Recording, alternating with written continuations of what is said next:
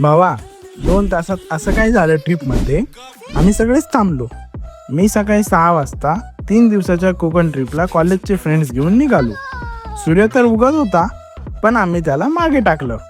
थोड्या वेळात ब्रेकफास्ट केला आणि गाडीला मात्र जेवणच करू घातलं.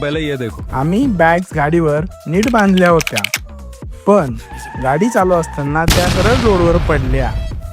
मग काही मोठा विषय झाला नाही. मी पळत जाऊन बॅग उचलल्या आणि परत आलो. तोपर्यंत तर भूक लागली होती.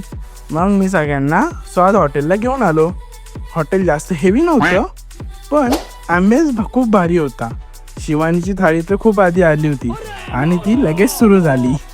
नंतर आमचं पण जेवण झालं आणि आम्ही पुन्हा सॉंग्स एन्जॉय करत निघालो आमच्या पुढच्या प्रवासाला.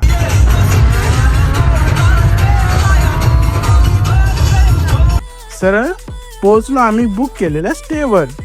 चेंज करून खाली आलो तर बघतो तर काय, खूप छान नारळाची झाडं होती. फुल मस्त वाईब येत होत्या.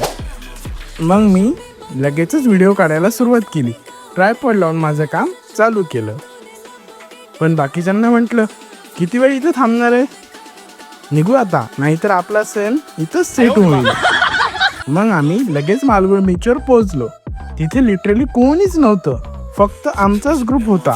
आम्ही सगळे आपापले फोटो काढण्यात व्यस्त होते, पण मी ट्रायपॉड लावून माझ्या वर्ल्डमध्ये निघून गेलो.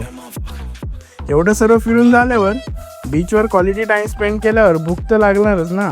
मग आम्ही पुन्हा हॉटेल गाठलं, ऑर्डर दिली, जेवण केलं आणि मस्तपैकी एन्जॉय केला.